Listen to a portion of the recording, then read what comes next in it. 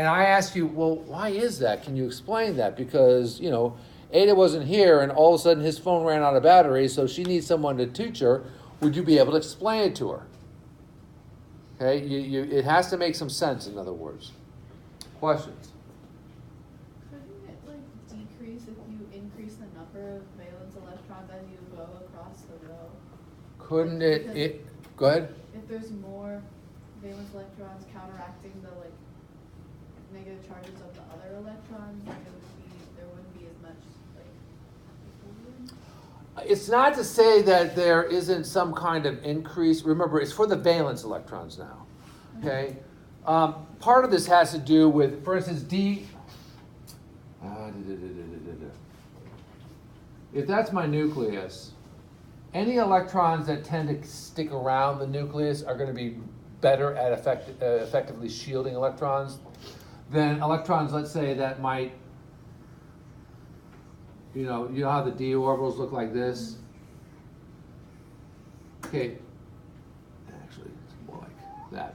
Because the lobes are extended out like this, d orbitals are not very good at shielding. That's because the electrons spend more time away from the nucleus than they do around the nucleus. Does that make sense? You with me so far? All right. Going across a period, you're going to end up seeing a slight increase in shielding, but it's just that. It's slight. That's what I mean when I say no marked change. It's just not worth mentioning.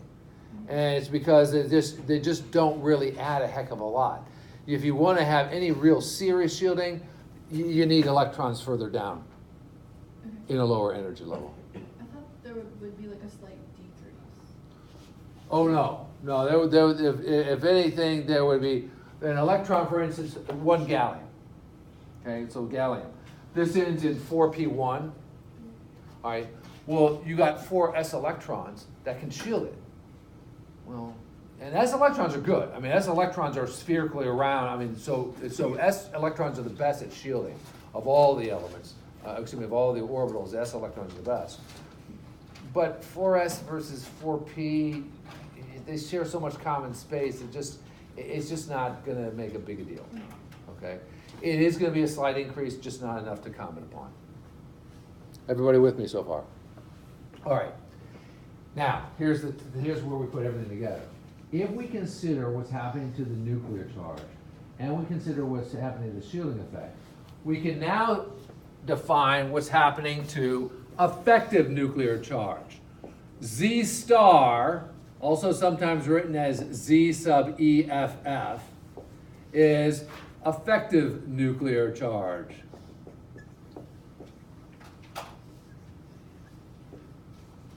I think, let me double check this, guys. Yeah, I gotta do something about this. All right, look, on your worksheet, I wrote effective nuclear charge on your worksheet as ENC. No one calls it that. Okay, I called it that. I should redo, and I need to redo this worksheet. I need to redo the worksheet anyway because the numbers got chopped off. But it's written this way: Z star, and on the test it'll be written as Z star, or I'll expect you to write this, or Z sub EFF. That's how it's done in the literature. Okay, the effective nuclear charge is the charge experienced by an electron. And guys, unless I tell you otherwise, anytime we're talking about any of these, we're talking about an electron, we're always going to assume we're talking about the valence electron. So when I say the effective nuclear charge, you can assume I'm talking about for the valence electron. The effective nuclear charge is the charge of the nucleus experienced by a valence electron when the shielding effect is taken into account. Okay? So it's the charge experienced by an electron, valence electron, by the nucleus, the charge experienced by a valence electron, experienced by a valence electron that the nucleus has when we take shielding effect into account. Now, we already saw what happens to nuclear charge. We said, well, the nuclear charge increases going down across a period, and it increases going down in group. You can see the charge of the nucleus is increasing. So, of course, the nuclear charge is going to follow those patterns. Okay, well, what charge is the valence electron going to experience from the nucleus if we include shielding effect along with that? Well, let's talk about what's going to happen going across a period. If I go across a period, what do you suppose is happening to the effective nuclear charge? Abby? It's going to get higher. Why? Well, because the nuclear charge is steadily increasing. We can see that. And shielding effect really isn't changing.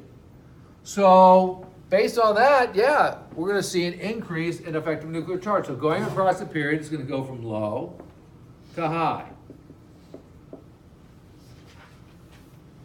Questions?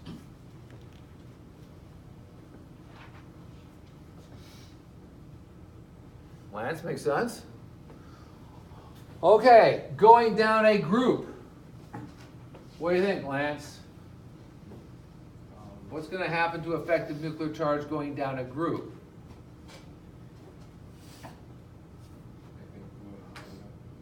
Why? Because there's more electrons, so the shielding effect is higher. Oh, okay. So would that be higher level? Why? Because like, as you go down the group, there are more energy levels. So Lance is saying, I think it's going to decrease. Effective nuclear charge is going to decrease because you're getting more and more shielding going down. What do you think, Maria?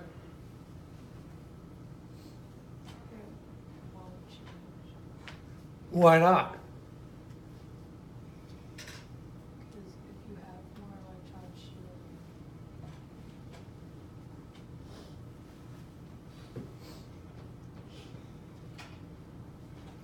Lance is absolutely right when he says that the pull the nucleus has on the outer electrons is going to diminish as you add more and more shielding.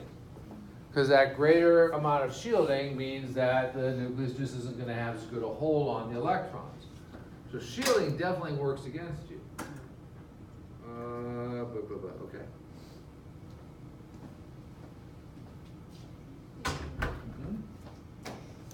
Questions? So Maria, I'm confused. Well, shielding is working against you, but then if the nuclear charge is increasing. Okay, so Maria's point is, Lance, but your nuclear charge is going up. It's getting greater. Shouldn't that mean that the pull the nucleus has on those valence electrons increases? I mean, look at the protons, Lance. I got 3 here. Now I got 11. I jumped to 19. I jumped to 37, 55, 87. What the heck? So you can cancel each other out. And that's exactly what happens. They tend to, and there really is no marked change. Going down a group, we see no marked change in effective nuclear charge. The reason being is because the shielding effect offsets the increase in nuclear charge. If you wanted to, you don't need to know this, there's a slight increase going down because we really are adding lots of neutrons. So the bigger jump in nuclear charge going down, you're not just adding one like we do when we went across period. We're adding, bunches going down. And that tends to offset the shielding effect just ever so slightly. So there's a slight, but again, for all practical purposes, there's no marked change. Questions? Okay, we also have to consider when we're talking about the hold the nucleus has on an electron, the distance that the electron is from the nucleus as it relates to energy level. So when we talk about R in Coulomb's law, we're talking about the distance the electron is from the nucleus in terms of energy level. So if I'm talking about the distance R, the valence electron is in terms of energy level, that's what R is. The idea being this, is that, if you're in a higher energy level, the electron is going to be further away. Does that make sense? All right, so when I consider R, and by R I mean distance from the nucleus in terms of energy level.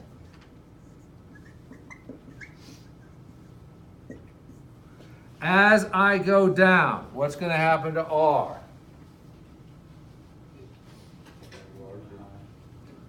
Yeah, we're going to go from, the distance R is going to go from low to high. If you want to say small to big, that's fine. What's going to happen to R going across? What's happening to the outermost energy level as I go across a period? This is R in terms of the energy level, Kyle. Yeah. There is no marked change. Okay, to speak of. We wouldn't comment upon even the slightest difference. Questions? Well, if you understand that, then we can understand the hold the nucleus has on its electrons. If you haven't already gotten there, turn to page 2. And you can see all of these characteristics we've put together. We can now finally go ahead and look at and go back to Coulomb's law. Coulomb's law addresses this. K is a proportionality constant, Q1, Q2. We know that as we go from one atom to the next on the periodic table, the charge of the electron is constant. So it's not like one electron on one atom has a different charge than an electron on a different atom. That's always the same. What's different is the effective nuclear charge.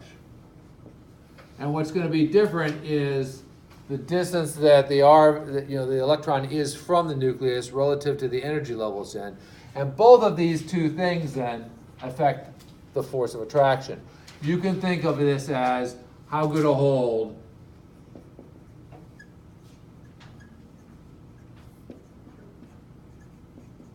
the nucleus has on the electron.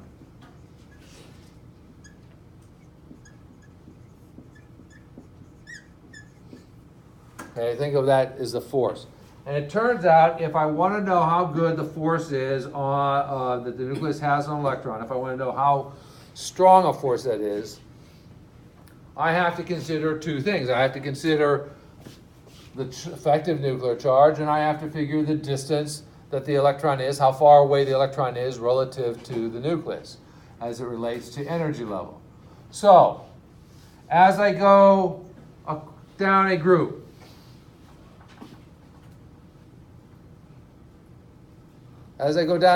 what am I going to see is going to happen to the force of attraction? How good a hold is the nucleus going to have on its electrons, and why? All right, Julia. What was the question? I'm asking you what happens to the force of attraction. What happens to the hold the nucleus has on its valence electrons as I go down a group? This way? Down a group suggests moving that way, Okay. and a group is a column. Okay, those aren't groups. What do we call these, Julia? Periods? There you go. Or series, or row.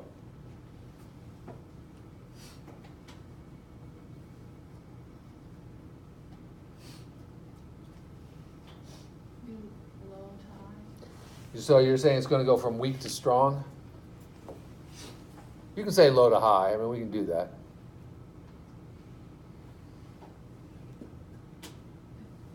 Low to high, so weak to strong. Why? Explain it to me. Why weak to strong?